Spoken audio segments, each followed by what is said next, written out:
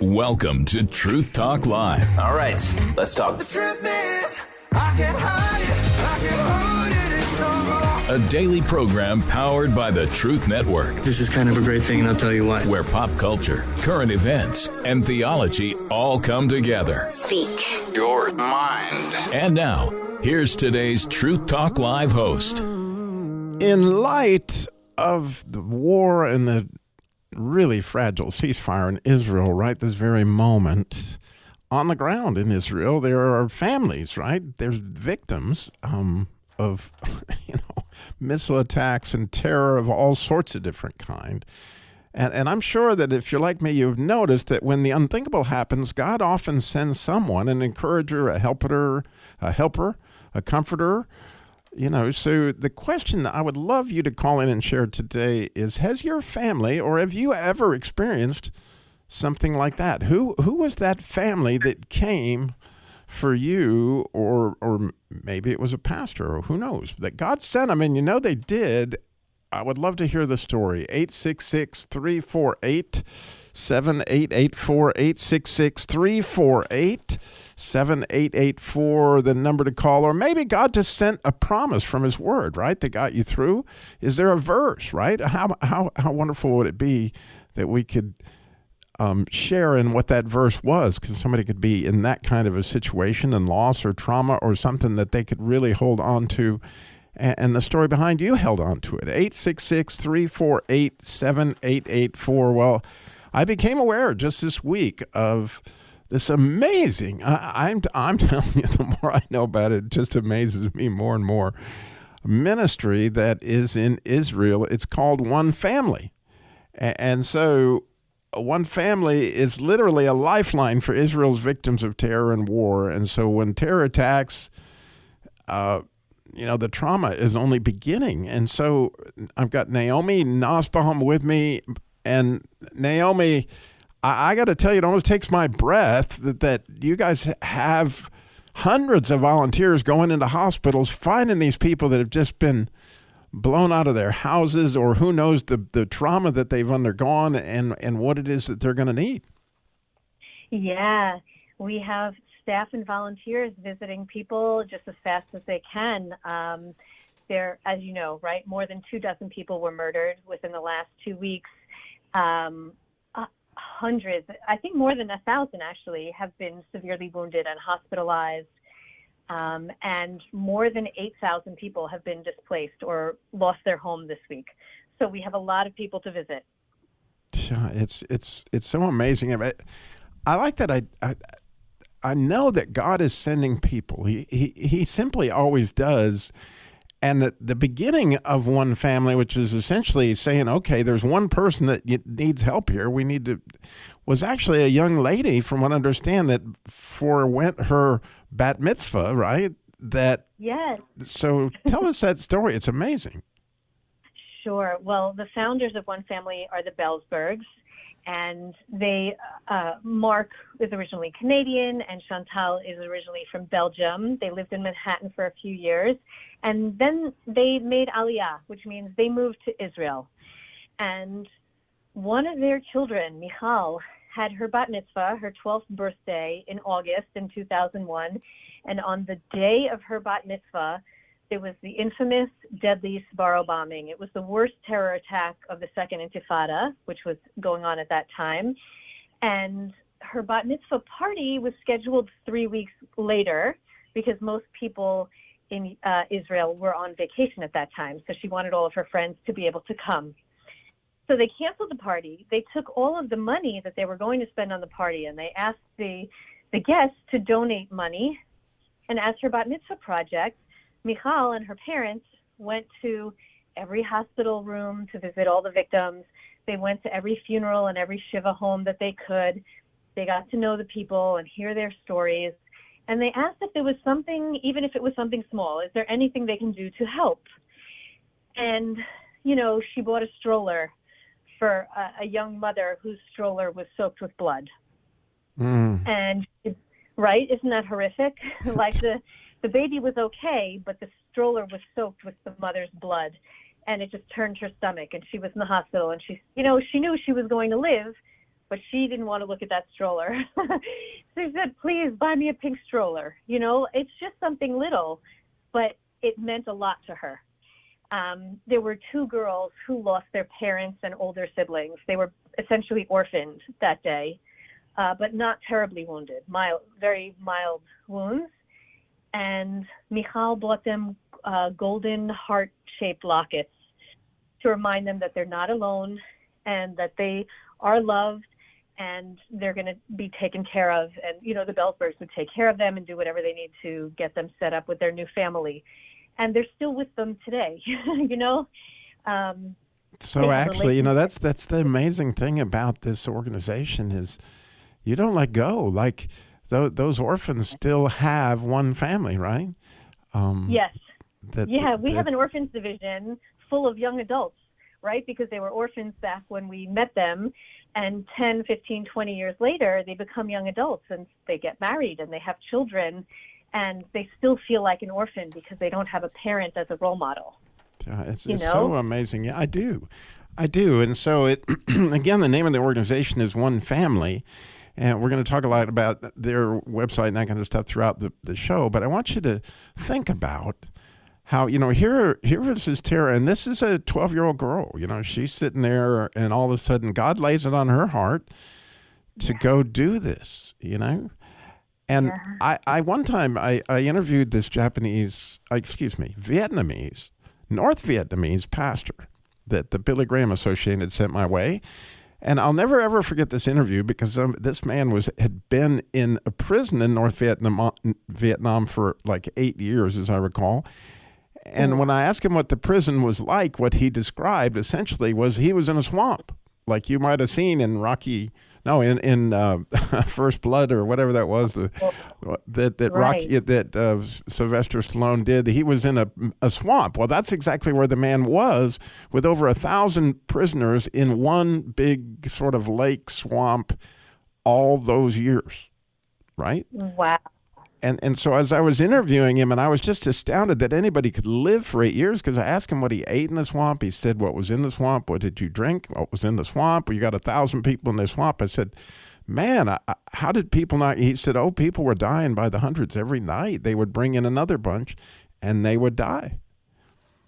Wow. And so I was sitting there astounded. I said, well, you know, God usually sends something. When somebody's going through something amazing, God will send someone or something. What did he send you?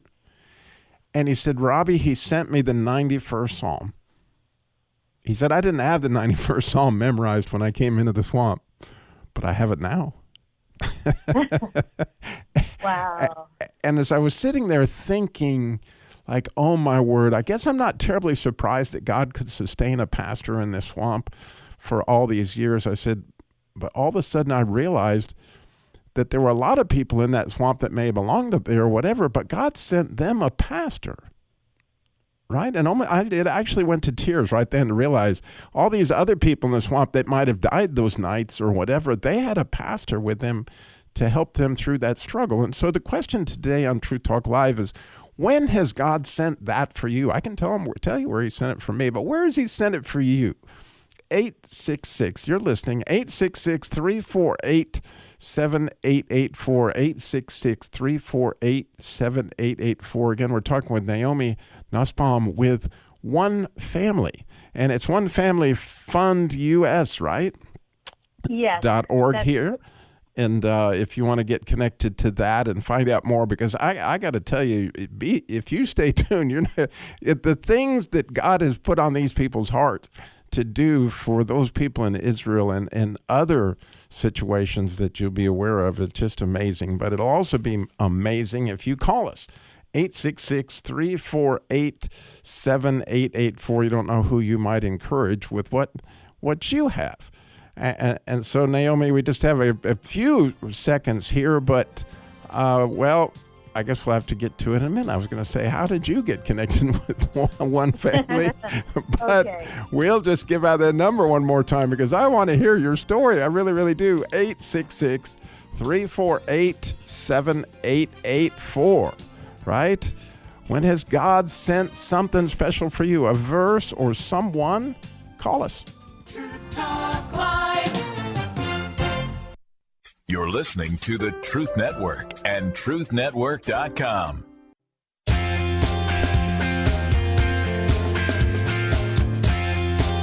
Welcome back to Truth Talk Live. Today, the question is, in light of the war and fragile ceasefire in Israel, when the unthinkable happens, on the ground, it's one family at a time. It's one situation at a time. And God often sends someone, an encourager, a helper, a comforter. Has your family, right, in the midst of huge trauma, ever experienced that? Because, when the terror ends and the trauma is only beginning, right? The headlines fade, but the pain, it lingers quietly, relentlessly, right? You're left to rebuild your life. And maybe it was the loss of a spouse, or I don't know what your story may be, but we would love to hear what encouraged you. Maybe there was a verse that you cling on to. 866-348-7884 is the number to call in and share. 866-348-7884. So we have Naomi Nussbaum with us, and she is with One Family, right, which is literally a lifeline for Israel's victims of terror and war, but in other things as well that they're a lifeline for, because you can see their ministry is just keeps coming and coming. That's one of the more amazing things about it is you've got these volunteers that somehow or another hear of things that are happened, and when the people go to the hospital, they're already there, right, Naomi? Yeah, as soon as we hear that something happens on the news, we go. We spring into action. We find the family. We find the hospital. We find the town they live in. We find the cemetery, and we go. We show up. That's what we do. We're known for it. Yeah, and that's a fascinating part of it is you come to the funeral. Yeah. The funeral, it can be overwhelming. It's certainly emotionally, sometimes there's a lot of people, sometimes there's a very small amount of people. Either way, it's going to be overwhelming on many different emotional levels, right? But if you go to the funeral and you show up, and you go to the Shiva house, which is, the week after the funeral, you show up. The Shiva house is, for those who've not been to Israel or not familiar with the Hebrew term, it's mourning, right? Yes, it's the 7-day period of mourning following a funeral, right? So we show up at the house. The door is always unlocked. We go in, we sit down, and we listen to stories about the person who we just lost, right? We honor his memory and his life or her life. But we tell the family we're going to come back when the Shiva house clears out, right? When all these friends and relatives go home and next week is really quiet, we're going to come back again. We're going to keep calling you every day. And when they see that we reliably follow through, they begin to trust us and they begin to open up. And we give them the intense grief counseling that they need to get through that first period. We invite them to support groups, to be with other people in similar situations, to help each other get through the grief. And we give them tools for rebuilding their life, for resilience, for hope. And I think that's something that's really unique, right, is the community that we create. Every time we have a support group or a therapeutic retreat, let's say it's for new victims, right? For example, after October 7th, we had cohorts of bereaved parents from October 7th, of 50 in a cohort, going every week for a 4-day therapeutic retreat. We always had somebody who had a child murdered 10, 15, 20 years ago go on the retreat with the newly bereaved parents. Because if you have one or two couples who are in the same spot, but they manage to live through it, and they're dressed, they're showered, they might have a smile on their face, they probably have employment, right? That means that there's light at the end of the tunnel, like there is some path, and I might not know what the path forward is yet, but those people found it. And those are the people who give more hope than anybody else possibly could, because they literally walked in that person's shoes. Right. We have a verse in the New Testament that says, the God of all comfort comforts us that we might comfort others with the comfort we are comforted with, which seems like a tongue twister, but it speaks to that that very idea in so many different ways, and it's so amazing how you guys are so considerate. The thought and the wisdom that goes into how you help these victims is really, really helpful. And I again, I stand amazed at how God has called you all to do that. But I the question I was asking right before the break is, how did you get involved, Naomi? Oh, we have really wonderful friends of the family who knew that I wanted to switch careers. And he said, while you're looking for your dream job, could you come and help me out in my office for a little bit? And I said yes, without having any idea what he did. Do you have like a wonderful family friend that you've known for years? Right. And you would just say yes because they asked? So I came to his office. And of course, that was the One Family office. And I had no idea that he did this. And I had never heard of One Family before. And I loved it. I just fell in love. And of course, it was heartbreaking, right? For the first while, like you could cry every day. Then you get used to it. And then you cry with new stories and with new headlines. And that's kind of what it's like. My life has been kind of recalibrated. Like, people always say, you should find gratitude. You should wake up and be happy that you have a healthy body and a roof over your head and there's no missiles falling on your house and you have a refrigerator full of food and you have heat and air conditioning, right? But I never really connected with that until I started working for One Family. And then I really, truly would open my eyes in the morning and say, oh, thank God, my 3 children are okay. Like, we have a safe house. And I really stopped taking any sort of luxury for granted. Yeah, it's absolutely beautiful. And so, as you're listening, you can't help but say, okay, God, you've been praying for Israel. I know many, many, many of our listeners, probably all of them, or I sure hope all of them have been praying for Israel, especially recently. Yeah.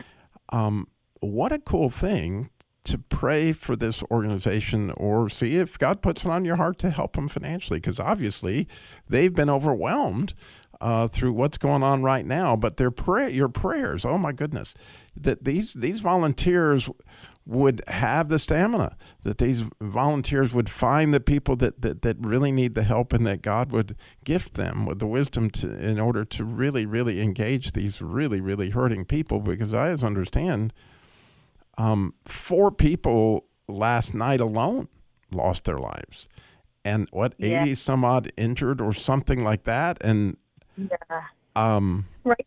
And those numbers are overwhelming in such a tiny country that, maybe it doesn't sound like much of a headline in the U.S., but like October 7th would be the equivalent of 9/11 if 9/11 had lost 30 or 40,000 people.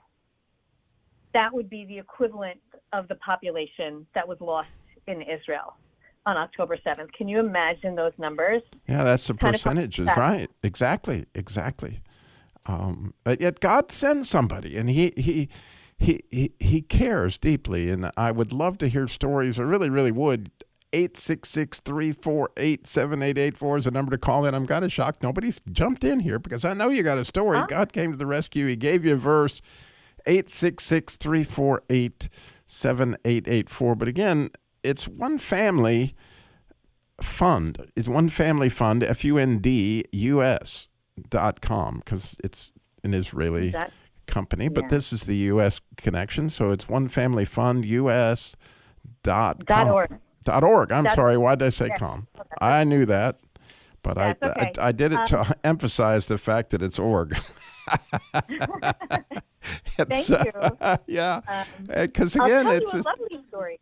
I have a lovely story of a woman named Yael, whose husband was murdered 7 or 8 years ago now.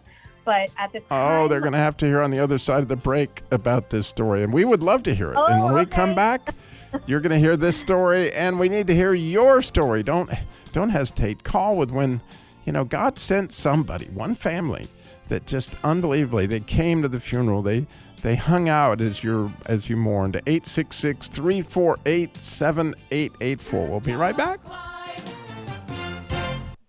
You're listening to the Truth Network and truthnetwork.com.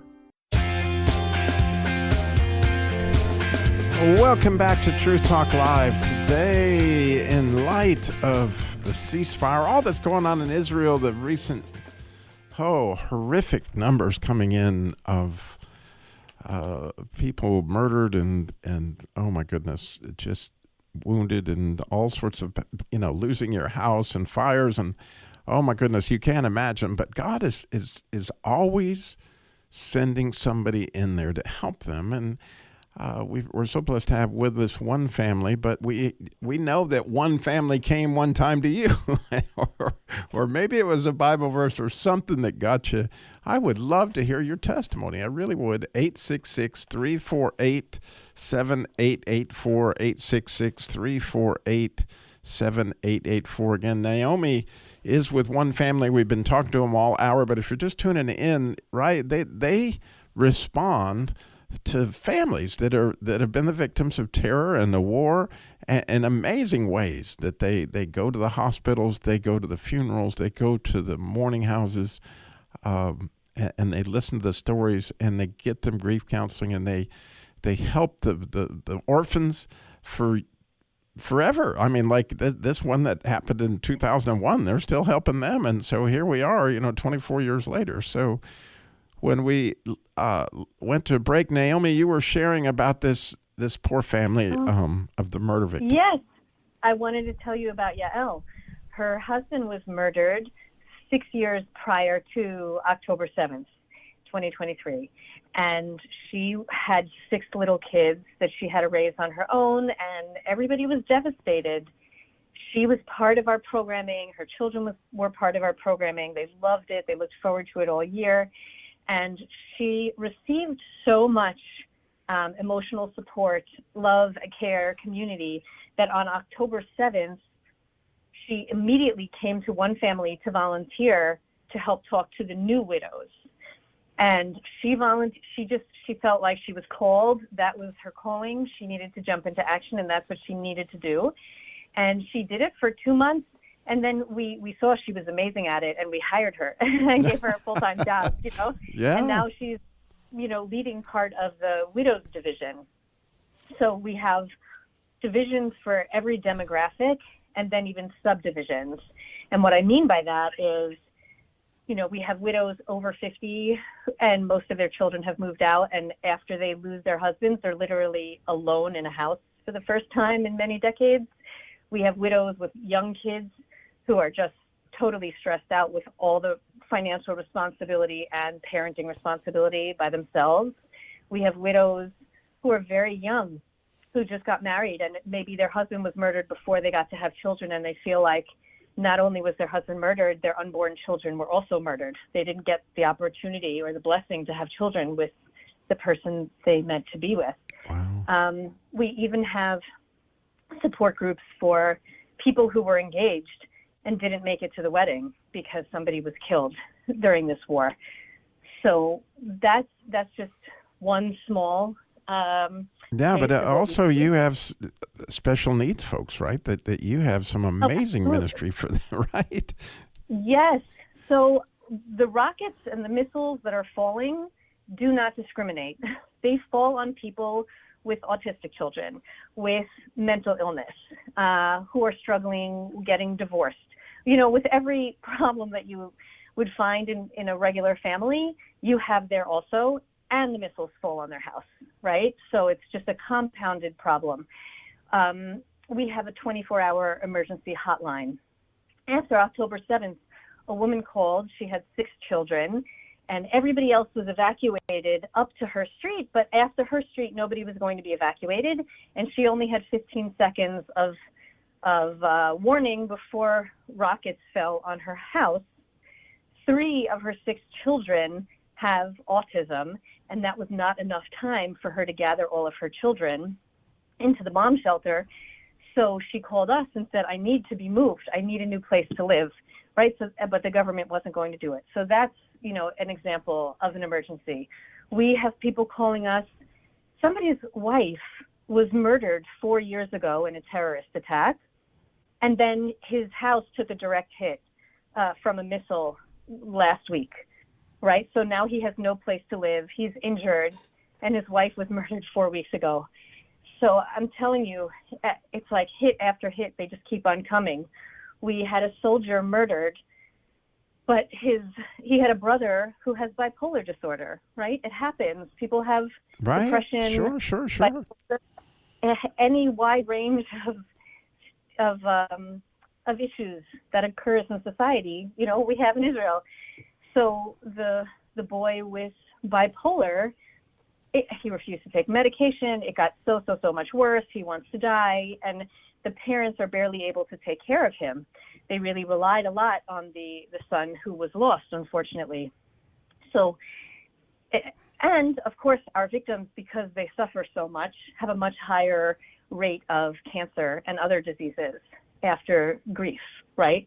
When people are struggling with PTSD and depression, they're much more likely to have physical symptoms and get sick. So sure. I mean, who wouldn't? Oh, my word. Yeah. Yeah. So that happens. We have to help with a lot of things that aren't directly related to terror, but we know that PTSD is insidious, and it can decrease the quality of your life and your relationships, throughout your life. It can just permeate your whole entire world. So that's why it's so important to create community and catch them and love them and give them all the tools and support and really try to uplift them as much as we can. Yeah, it really is. And so I'm sure you're listening and you're thinking, man, it's really hard to fathom what this is like. But, Tammy and I were in Israel about 3 weeks ago, and, we had a chance to visit a bomb shelter or two while we were there. And it's a really different feeling. Or you're going down the road in a bus and all of a sudden the sirens go off and everybody's out on the street, putting their heads between their knees and because they're just preparing for whatever in the world. But boy, it has gotten to that it's just day after day after day. And always it seemed like while we were there, almost every day they shot missiles, but usually they weren't getting through the Iron Dome, or isn't that what it's called, the Iron Dome? Yeah. But now these new ones coming in from Iran it's a different ballgame, isn't it? Yes, right. We're used to getting attacked with rockets from Gaza and sometimes from the north, but ballistic missiles are completely different. And I didn't know anything about this stuff 2 weeks ago. I really had to learn the difference. A ballistic missile is just so much larger and more powerful. It's, not the same ballgame at all. Right. And I have family in Israel, and my cousin described how the entire building would shake. And then I had to learn that not all bomb shelters are created equal, and she should really be in a bomb shelter across the street, which is not the same as having, a metal box in your apartment, which is also a bomb shelter, right? Like the newer, fancier places have one bedroom that's a bomb shelter, and apparently it just doesn't cut it when it comes to these ballistic missiles. It's obvious that it's a completely different situation, but again, God is providing in so many different ways. Again, it's One Family Fund US.org, onefamilyfundus.org. As far as if you want to find out more information, of course, we could be praying for One Family as they go on. As we're praying for Israel, a little bit better understanding of what the families are really facing, because again, all the prayer needs of, right? I hope the people in your church and the communities you're walking with, you can imagine what it's like when you add this kind of trauma and this kind of thing, and then they even hit a hospital. Yeah, right. That was terrible, really terrible. And so off they go, and so yes, there may be a ceasefire right this very minute, and we're praying that there's peace in Israel, whatever that may look like, and God knows, and hopefully the leaders will all show great wisdom to make sure that we get a lasting peace. But right now, obviously, the trauma is so far from over; it's unbelievable, right? So it's just beginning, right? You can't operate on a wound that is still being ripped open wider. The country of Israel, the people of Israel, have not healed from October 7th. It's been war ever since. This is there's been war in Gaza, there's been war in the north, like war on so many different fronts. And now with Iran, it's just like another wave of war. But we haven't had calm yet, where we stop getting hurt enough to start healing. This is just trauma on top of trauma for the Israelis. So we have ongoing support groups, ongoing therapeutic retreats. We have a therapeutic camp for kids 3 times a year. And I really hope that the missiles stop, that the ceasefire lasts, so that we can have our camp program to, change the trajectory of these children. We have a beautiful Adopt a Family program, and I'll tell you about the family that I adopted.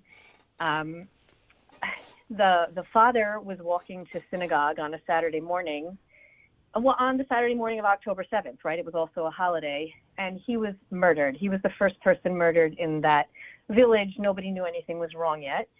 And he left behind a wife and 9 children, and the oldest of whom is severely disabled. So I adopted them, which means I give them financial assistance every month. And I actually went there to visit them, and their faith was so strong that I left with renewed faith in God. I expected to see them crying and miserable and depressed. I guess I expected that.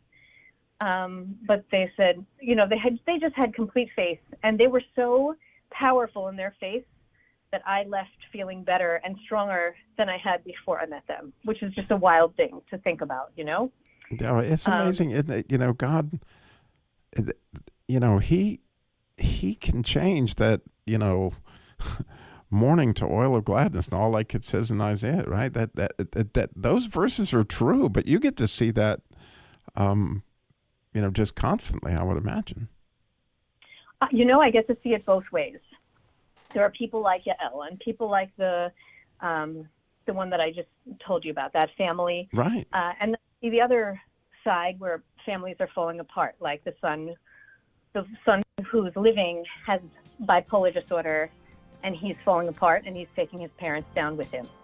Right. Wow. We got to go to another break. I'm sorry, Naomi. Again, okay. It's onefamilyfundus.org. And again, you've got a story. Come on, God to the rescue. I want to hear it. 866-348-7884. Think of the people you're going to encourage with your Bible verse or your story. You call us. Truth Talk Live. You're listening to the Truth Network and truthnetwork.com.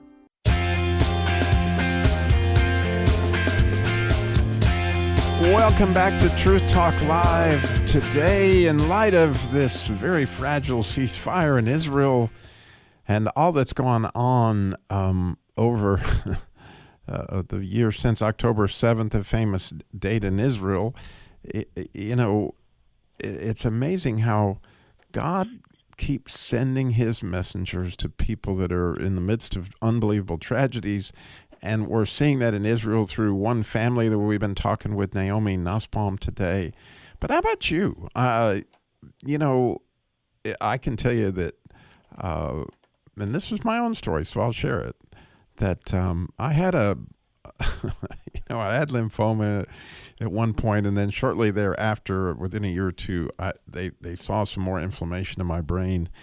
And it turned out that they needed to do what they call a brain biopsy, which, believe me, you don't ever want one of those if you can not have it. But anyway, that led to them putting a metal plate in my head, which created a brain abscess. In other words, it had a staph infection in it. And then the next thing I knew, I was in more pain. If you know what it's like to have an abscess in your tooth, you can imagine if you have one in your brain due to a staph infection in your brain. And I was in unbelievable pain. I will never forget it as long as I ever live. If I ever experienced pain, that was when I experienced it. And they were rushing me in for emergency surgery, and something happened in the operating room where they couldn't do it. And they were feeding me every kind of pain medication you could imagine. I was hoping I would just pass out or die or something because it hurt so bad, but nothing was doing anything, nothing they hit me with. And I was just in sort of a dark room waiting for this to put me out for the surgery. And a woman who walks in, and I hear her say, "Robby, it's Ramona." And as soon as she said that, I knew who she was. She was a girl in my Sunday school class. And she didn't say anything else because she knew how bad my head hurt. But she just grabbed my hand. And that was more. It was God reaching down and saying, "Robby, I got you. I got you."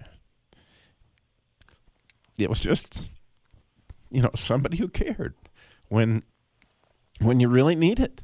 And so I know, that's how I knew for the pastor in Vietnam that God had sent him something. And I always watch for it whenever I'm going through anything. I know God's going to send something or send someone or send a Bible verse or he's going to send something. And so that's why I think it's so important that you share your story, because it encourages everybody that may be going through something or going to go through something, that God will send something, buddy. But also, just like Naomi has been sharing, as he has sent people to you, then you can be sent, right? You know what it's like to go through a brain abscess. You know what it's like to go through cancer, or you know what it's like to lose a spouse or a child.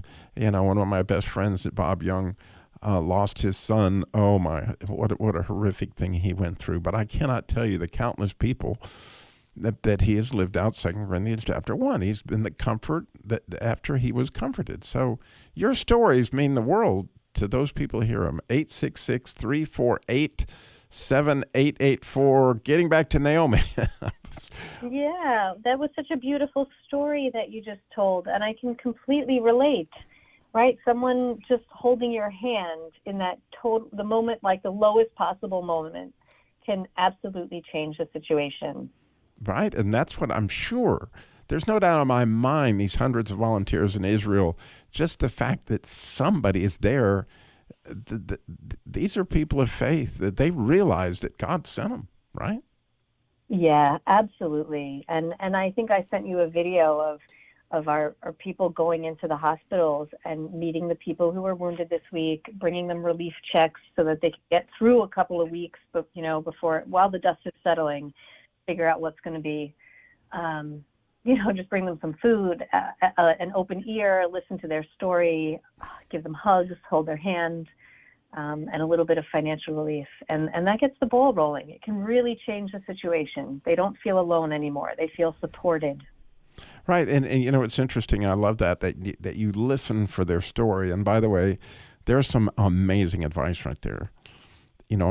I've interviewed hundreds of missionaries who share something similar when they go into a situation where you would think the people are starving to death, but before they eat, they want to tell you what happened. Yeah, and you got to take the time to listen, because sharing their misery is apparently, from what I hear, a greater human necessity than actually the food or the water or something that you're giving them they care for. Is that what you guys have experienced as well? Yeah, humans are designed for connection. That's just the way we're wired, right? And sometimes the emotional connection and the physical connection hurts worse than whatever physical injury they might have. Right. So all of our support groups and retreats have sharing circles. Every event that we run is an opportunity for people to tell their stories and connect. Right. And that is part of being, of one nation, to be of one spirit, right? That connection that you naturally, you desperately need to know that you're not alone in this. And so you got a question, you got a story, maybe you got a question for Naomi. That'd be great. 866-348-7884, 866-34-TRUTH. And so, in the short minutes we got left, you guys have an event coming up in California. You got a bunch of stuff going on. Oh, that event is so sweet. We designed something called the Hugmobile 2 weeks ago when the ballistic missiles started falling from Iran. And the country was almost on lockdown, right? Only essential people are allowed to go to work to the hospitals. Everybody else was in the bomb shelters. So you have kids that can't go to school, parents that can't go to work. Everybody's cooped up. Our mission last week was to have all the counselors from the youth division go and visit 1,000 bereaved children and teens. And they filled up shopping carts and filled up cars, and they would just arrive at everybody's home and sit in the bomb shelter with the rest of the family. But they brought toys, games, art supplies, just, figurines, anything to make the kids happy for a few minutes. They would sit down and play board games with them, or draw pictures, or bring ice cream, and warm hugs, right? Holding the hand, giving that warm in-person hug changes everything. Somebody is throwing an event in California to sponsor the Hugmobile for a day. We hope that somebody will sponsor the Hugmobile for the entire month so that we can keep visiting kids and bringing them gifts and cheering them up for a little bit. That is so cool. It really, really is. Again, it's onefamilyfundus.com, .org, onefamilyfundus.org, that you can find out about the Hugmobile and all that. We were talking in an interview I'd done with Naomi earlier in the week about, when I married Tammy, my mother told Tammy, look, you never want to hug Robby. It's like hugging a tree. So I didn't exactly have the warm hug, but I taught special needs all those years, and they taught me how to hug. But I love what you were telling me, that the people in Israel taught you how to hug. Oh, yeah. Well, when they know you and trust you and love you, there is no warmer greeting than you'll get from an Israeli who loves you. They absolutely know how to greet someone properly. I have some friends that are from Lebanon that similarly, I would say that their hugs are some of the warmest.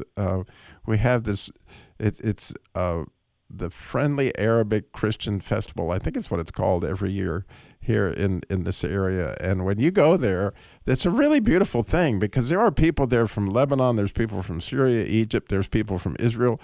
In other words, the whole Middle East is together, but in peace. Yeah. And you can go from tent to tent, so to speak. As you go through that, they dance. The Middle Eastern dancing, Middle Eastern food. It's a spectacular thing. I understand we're going to have it in September this year. But those hugs, and really, that's what God's doing through One Family, right? For people, that's exactly what they need, is to know that God's there for them. And so we talked a lot about things, but is there something that people could be praying for right now that you really have on your heart, Naomi? Oh, gosh. I so badly want peace for the Middle East. I hope that Israel was successful in getting rid of that nuclear program, and that the Iranian people stand up for themselves and have a better life. I hope that there's a new way of living in Iran, and that peace really settles into the Middle East. I truly pray for that. And of course, I'm praying for I think there's almost 30 families that are newly bereaved in the last 2 weeks. I am praying that they have personal peace. Right, I'm praying for the people to heal who are in the hospitals, and I have to pray for new homes for the people whose homes were destroyed. Oh, wow. Yeah, it's unthinkable, thing after thing. And so that word in Hebrew is shalom, right? Yeah. And it means so much more, because it's a completeness kind of thing, right? And so whether they're homeless or bereaved or whatever, shalom, shalom. Wouldn't it be wonderful? Yeah, I want peace on many levels, right? I want peace for the world. I want peace for the state of Israel and for the state of Iran. I want no more terrorism. I don't want any Jews or infidels killed, right? The terrorists are calling death to infidels, death to America, death to Jews, right? Enough of that. We can all get along now. Yeah, wouldn't that be great? It will be. It's going to happen. I'd rather it be sooner than later, but we do know who wins in the end. Yes. That's a Right? beautiful I thing. hope so. Again, Naomi Nussbaum with OneFamilyFundUS.org. OneFamilyFundUS.org. Naomi, what a joy it has been to hear, what God is doing through, such tragedy. Thank you so much for what you guys do and for being with us today. Thank you so much for having me.